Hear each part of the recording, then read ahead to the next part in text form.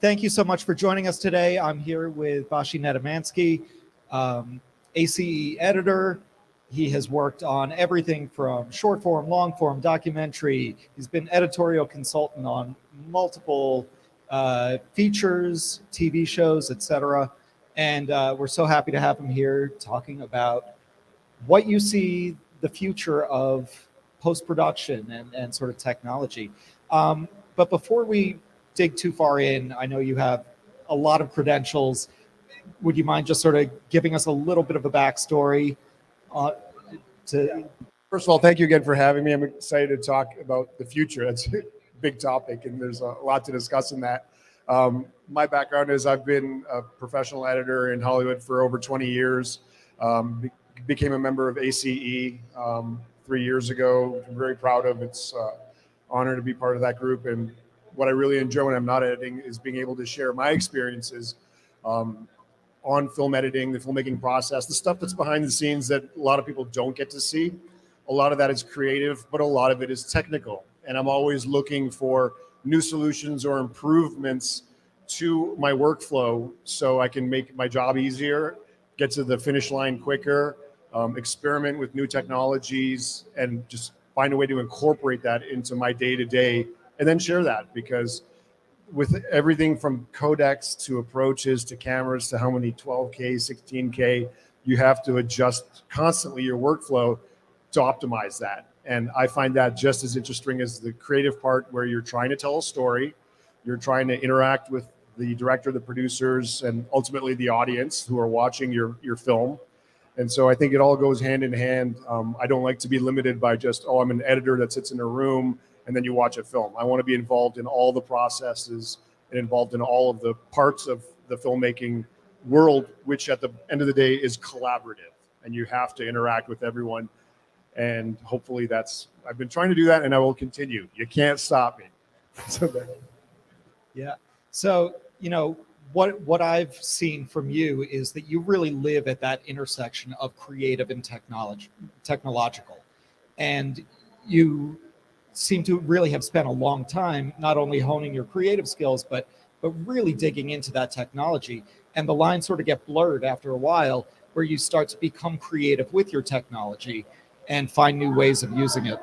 So for anyone who doesn't know, Vashi actually cut the first native 6K feature film. So you're someone who's always a little bit ahead of the curve, which I think is where you need to be. Yeah.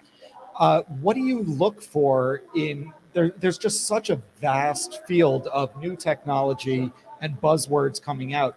What do you look for as you start sort of hearing about new tech? I like to make sure I pay attention to the websites and the periodicals and everything that's coming out. And a lot of it is real. A lot of it isn't real. It sounds great, but until you get your hands on it, you don't know if it's going to work. I like to be hands-on when it comes to testing out all these new technologies. With the film that I cut, it was called 6 Below. We shot everything in Red 6K. And I made the decision when post started that we were going to edit natively with the 6K files, no transcodes, no proxies, no nothing. One of the reasons we did that was we were shooting in Deer Valley in the mountains above Salt Lake City, and the crew would be gone for 8 hours. We'd come back, and there wasn't time to do the proxies and then the next day look at it, because if we missed a shot, there was no communication with the team. They were literally in the middle of the forest during the winter. So I wanted to have instant turnaround. And so we had to obviously enhance our hardware, our software, and our GPUs, get the most out of it. And it was expensive up front to create those edit bays to handle 6K natively. But what the biggest part was, we didn't have to conform downstream. I didn't have to reattach anything later. I was literally cutting the final cut in its highest resolution that we'd hand off to color later. And it did take a huge effort to create those edit bays, and I documented that whole thing in one of my projects in the PDFs. But I found that I wanted to be able to interact directly with it, not wait. And then also, I'm a control freak, which most editors are and a lot of creatives are. I want my hands on everything. I want to make sure everything is precise. And for those that don't know, a conform at the end is if you take the low resolution footage that you've edited, you replace it with the highest quality camera negatives, and then you pass that on to color or whoever else. Now, an average film has maybe 1,500 edits, individual shots, and usually an assistant will do that conform and swap out everything. It's not an automatic process that's guaranteed. So I like to do it because I want to make sure every edit that I made for 5 months that I was doing those decisions, that it actually matches the original footage and there's not like something one frame off or the wrong shot got in there. So at the end of a production, that can take 4 or 5 days to do that conform before I say, okay, this is authorized and let's hand it off and move on. I didn't want to do that. I wanted to be working with the highest resolution out of the gate. And so, you know, a lot of people are like, oh, it won't work. It's too much pressure for the computers. It's going to push the hardware and software. My first cut of that film, feature film, was 2 hours and 50 minutes long. I had all of it on one timeline in Premiere Pro, and it was all 6K footage, about 1,500 shots, and I could literally just hit the space bar and it would play back. And so that also helps when you're showing the director, the producers, if you're screening something. I don't have to create a Blu-ray or something. I can say, come in the edit bay, sit down, hit play, you can watch it. Instant notes. So we saved a lot of time up front by challenging the technologies and seeing if it was possible. And it was really fun. And now I know that like that's in my bag of tricks. I know that even on a smaller project, you have 6K, you have 8K, great. I'll just start cutting. Let's get closer to the finish line. And that's what I learned from that project, for example. Yeah, that's great. That's long-winded. I'm sorry. No. That's fantastic, because so that actually leads into what I would love to know is, you know, when you are pioneering sort of a process, when you're exploring this new emerging technology and no one else has done this before, is there, how much hesitation or fear is there to say, am I really going to do a feature film natively in 6K, or how much testing and trial and error did you do before you actually got underway? I think it's willing to take that risk, that gamble. I think everything is status quo. If you just say, here's the established way, let's just do it. And that's still happening today. On every project, it's like, make your proxies, start editing, we'll reattach later. I don't understand why you have to do that or approach it that way.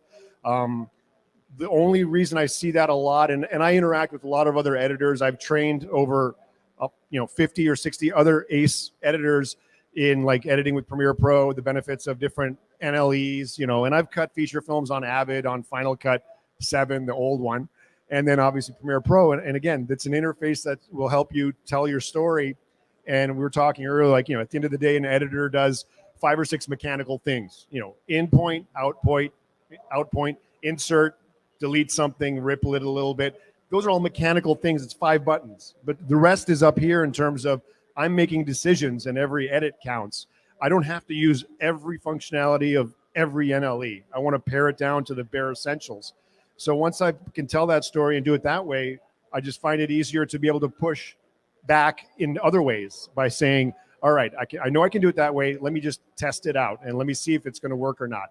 We were lucky that our director was also an editor and a very technologically involved creative filmmaker, that he was like, screw it, let's try it. Let's see what happens.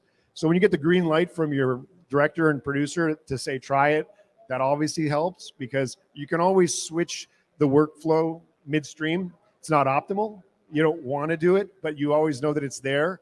But I wanted to push harder because I knew if I could accomplish this at the highest level, have a 3-hour timeline, then I knew anything moving forward, a documentary, a short film, a commercial, will just be butter. And I'll just be like, oh my God, this is so much better. So I think it's the willingness to take a chance is super important in that field. So when you've worked as an editorial consultant, there's that could be a very broad term and a lot goes into it. But I know that one of the things that you do is you really look at new ways of using the technology. I would assume, and I'd love to hear about just sort of the conversations that you have with the directors or the producers to try and understand what's in their head and therefore what solution you can put together to solve that problem. Technology, there we go. So I'll talk about Deadpool because it's something that I'm really proud of, and it was definitely a huge project. Deadpool was directed by Tim Miller. It was a first-time director. He was friends with David Fincher, and his company Blur creates a lot of in-game videos and cut scenes and all sorts of high-end commercials. Tim Miller was the one that directed. If anyone's seen The Girl with the Dragon Tattoo, the beginning of the Fincher film, all the black goo and all the weird stuff happening, the people interacting, that was all CGI created from scratch by Tim Miller. And fun note, the budget on that intro scene to Dragon Tattoo was like $800,000 just for that 90-second intro credit scene. But it looks real. They were wondering, like, is this someone pouring oil over people? I go, no, it's all CGI, all animatics built out first, then swapped up. So Tim Miller wanted to, direct Deadpool. So they're talking with Ryan, and I got called in by Tim Miller. He goes, "We don't have any post-production workflow. We can edit on anything. What do you recommend?" I know that David Fincher cuts on Premiere Pro and his team, and I've worked with his team and trained them in how to use Premiere Pro the best, going back to, before House of Cards, I think was one of the first ones. But he wanted to use the same workflow and stuff. And so I told him what it would entail. I told him that Premiere Pro, working with After Effects and having the dynamic link where you can do much better visual effects right in your timeline and have that instant feedback, was a critical element that Fincher had used, that Tim Miller wanted to use. Deadpool has a lot of effects, and you want to get in there and work with them and make those iterations, but also be able to change it or see what's going on. So I presented that to him, and he said, all right, let's do it.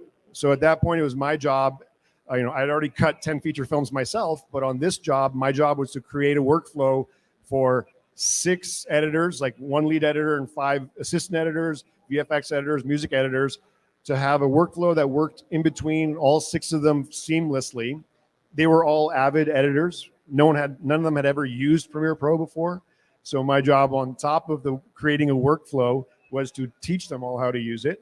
And I think editors and most creatives they're intelligent. They pick up stuff, and after 2 or 3 days, they're like, okay, where's the bin? Where's my shot? How do I input it? There we go. I got it.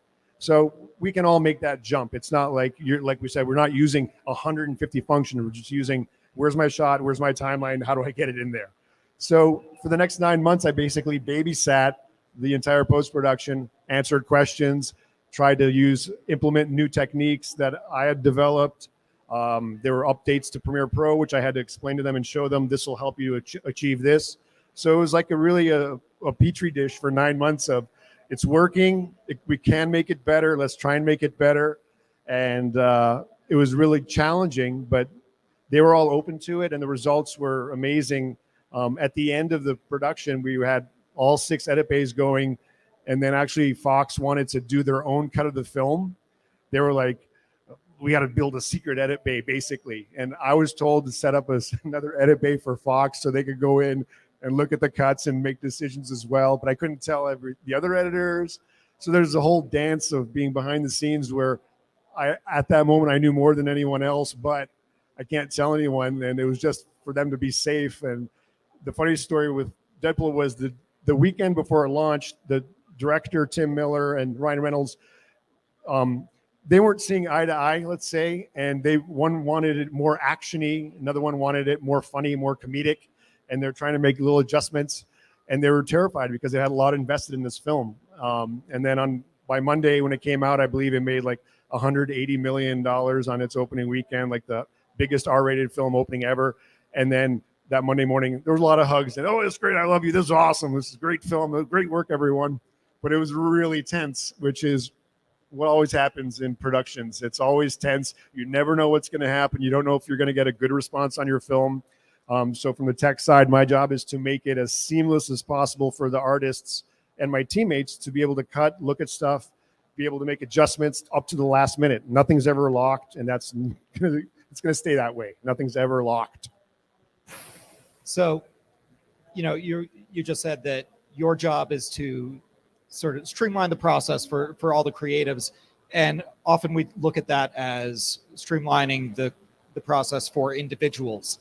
But I know that you've also done a lot of work to figure out where those collaborative bottlenecks are and try and solve for those. You mentioned dynamic link, so the idea that a motion graphic artist doesn't need to wait for an editor to stop, and the editor doesn't need to wait for the motion graphics artist to deliver. Are there any other areas with the collaboration, because I sort of feel like this is the direction the future is headed, and how can we sort of leverage technology to enhance that collaboration?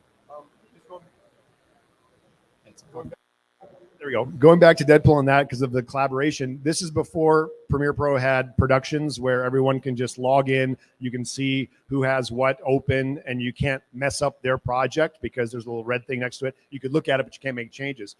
When I implemented my workflow, we did a workflow there where everyone had every reel in the film, every 20-minute chunk of the film had its own project, and you literally weren't allowed to touch. You had like visual, you had to communicate. I'm going into reel one. No one go into reel one and mess with it. So we had to literally do like safe words and stuff for who's in where, and please don't go in there. And everyone had an individual folder where they would drag the project they're working on. So no one was allowed to go in that folder. So we just built that like a little wall in between that.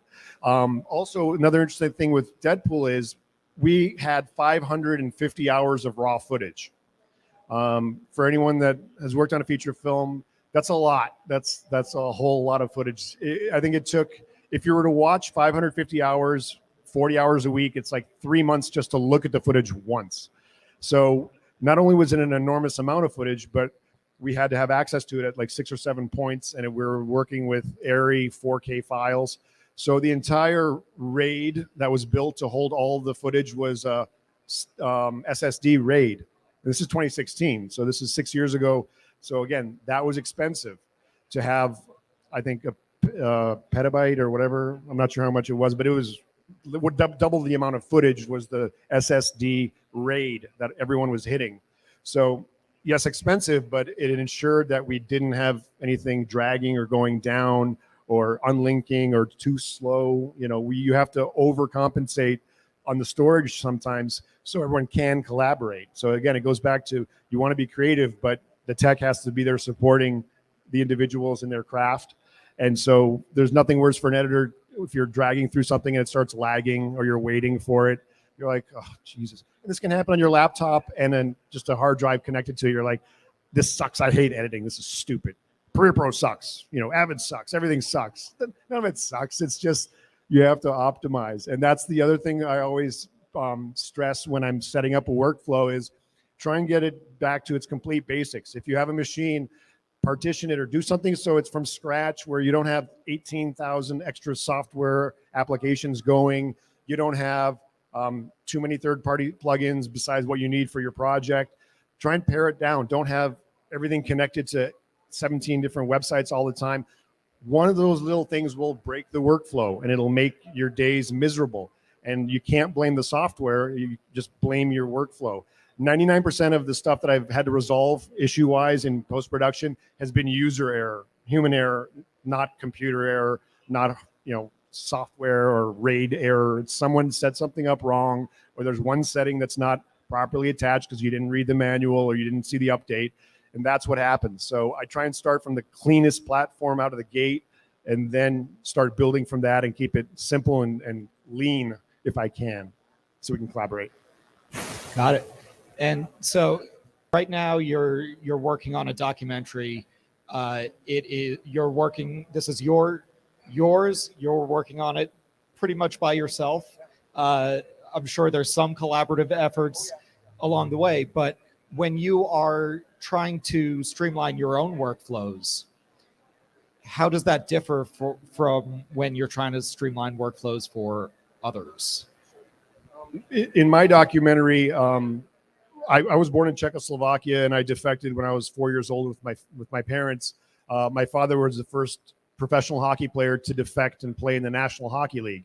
And he actually worked with the Las Vegas Golden Knights for the first 3 years of their run here. So, and I played hockey 10 years professionally too.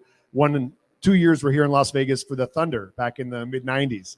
So I'm very familiar with that world, but the documentary is about his story as an immigrant who defected and had to deal with communism and capitalism and how that affects an individual that doesn't understand either system. It's a hard story to explain, but there's a lot to it. So when I'm doing everything myself, I am collaborating with my composers and sound team. I have to, like a lot of documentaries, I have some animations. I have some creative ways to tell the story because there's not footage for every moment that you want to share. when you're telling that story. So with these people, I'm using like Frame.io for here's a cut of this, give me your notes, or they'll post something for me like that so I can look at it and write notes onto it. But I want to give them direct access to go into the timeline and just swap out the new stuff. Or if they've created a new animation, please put it in, then I can look at it so I don't have to download something, put it in my timeline and swap it out. I'd rather work directly. So I've started using Lucid Link. I've seen the demoed by Dave Helmley over the last couple of years. And the latest update really convinced me that I should really implement it into my workflow, because I have a small team, but I'm going to be traveling a lot and I need to access my main timeline and all my footage wherever I am. I don't like being blocked in or locked in where I'm at. There's an edit bay. That's the only place my story can be told. I want to be mobile. I want to be global.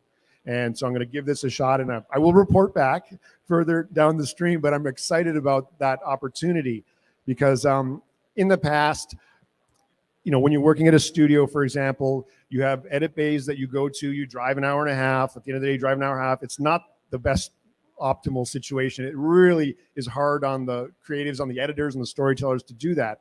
Plus, studios don't ever want to update their equipment. You're working on old computers. You're working on old versions of the software.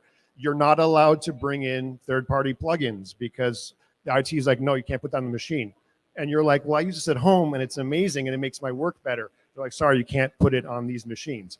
So when you're locked into an old system, and then also their storage is usually slow and full, right? And again, you're waiting on the machines, you're waiting on the hardware and software, and it makes your day longer, and that makes people upset. Like I'd be upset. I'd spend all day in a car to tell half a story, then I go back. There must be a better way, and we're slowly starting to see that evolution. The first step that I saw was obviously clone drives, that you clone your main drive that your project lives on, and any editor or assistant editor or VFX editor has the same huge RAID at home or wherever their office is, named the same as the main one in the office. And then you just share the projects because they're attaching to what it appears to be the same files, the same names, so it appears to be the same. That's great. And during the pandemic, that was one of the biggest, easiest, quick solutions because so many films and TV shows were in the process of finishing post-production that you couldn't do it at the studio. And it was previously unheard of that you would take an entire project on a RAID home, but there was so much money on the line, and the time for the release of the film or the TV show was not going to change usually. So they're like, screw it, send everyone home with hard drives, because usually that trust factor is very, very hard to get. Even though personally I've never known of an editor that would like leak his own footage of an unfinished project. I don't see the point in that. Like, if you want your Twitter moment, like, oh, look at this frame, good for you, but it's going to bite you in the ass later because they always find out who did what and they go bye-bye. And then you're, blacklisted from the industry because who wants to work with someone who just thinks about themselves and they just want to share something for a quick moment of exhilaration. So now that we have, the hard drives at home, everyone's working at home, and they finished all these projects over the pandemic. Now, as you can imagine, editors don't want to go back into the edit bays. They don't want to go back to the studios. They're looking for any solution where they can stay at home or stay in their office, be more efficient, plan their day out better. If they want to sleep in till 10 o'clock or 11, great, because I'm a night owl as an editor. I'll be cutting until 5 in the morning sometimes. I'm in the zone. I got my other responsibilities taken care of, but I didn't start till 5 o'clock at night. And I'll work all night, then I'll crash. You can't, I don't think you should ensure or say like, here's the schedule. You can only work between 9 and 5. If you have an idea that hits you at the end of the day, nothing worse than having to stop and then get in a car and then drive home and then wait till the morning to implement that one idea. I love the fact that now with my workflow and my projects, if that moment of inspiration strikes me, whenever that is, I can just open up a laptop and directly attach to my main footage at its highest resolution and make that change or make that adjustment or look at my cut again.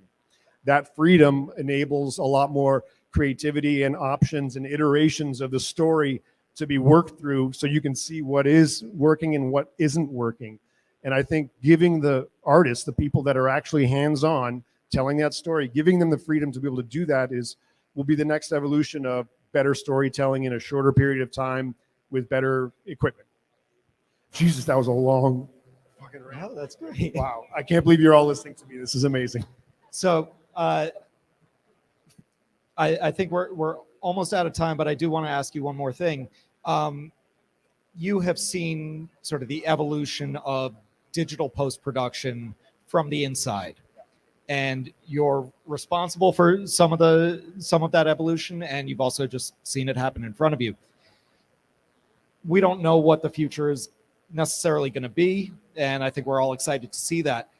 What advice do you have for the rest of us for how we look at technology and how we think through these processes to help us mold the future of post-production that's ahead? That's a great question. That's a tough one. I've always been of the mind that if there is a new opportunity or a new software, I always do my own research. I want to get my own hands on it. I want to test it out. Most everyone on every company, there's some kind of free option to use it.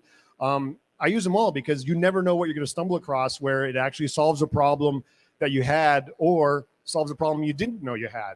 And I think that the fact that it's becoming a lot easier for an idea and a company to create something that adds to the workflow to get it up and running for whatever reason, if it's an attachment to a pre-existing software or whatever it is, if it's piggybacking on something, I always just try everything because it doesn't take long to try. You got to be open-minded. One of the things as an editor I never do is like if someone says, hey, try this cut. Have you tried this cut? You should do this. I'm not like, oh yeah, I've already tried that. Trust me, that's not going to work. I'm always shocked at how many times something is said, try this. And I go, okay, let's try it. And then it works beyond anything that you've seen. And you're like, you don't know why it works. You can't comprehend it. There's no logic to why that worked. In your brain, you were like, that's not going to work. But if you don't at least try it, then by the way, you get credit for that edit or that change that you made that was suggested to you. That's yours. You're like, yeah, that's mine. I got that. So I'm always open-minded and trying things that either don't even sound like they should work, but I'm always on the lookout for new technologies that can just help me because I'd like to finish my day sooner. I'd like to be more efficient. And so anything that helps me do that, I'll try. And they're free trials. I don't care. Let me try it. Send it to me. And speaking of free, thank you. It's like we planned it. So Lucid Link on our website, we do have a 14-day free trial for anyone who wants to give it a shot and see how it works for you. Try it with all your different workflows, see how it all fits in. But I do want to thank you for being here. We really appreciate it. I always really enjoy talking to you, especially about your thoughts on where the technology is headed and what we can then do creatively with it. It's not just about the technology. It's about how we implement it in conjunction with creativity. I fully agree. And thank you so much for having me come up. I love rambling about that stuff. It's part of my everyday. And I really enjoy sharing those experiences with people that might get something out of it because it is a hard business. It's hard. You're up against the wall all the time. And I just want to, share ways to make it your day easier. So thank you for listening and putting up with me. Yeah. Thank you so much, David. Vashi. Appreciate it. All right. Of course. Thanks.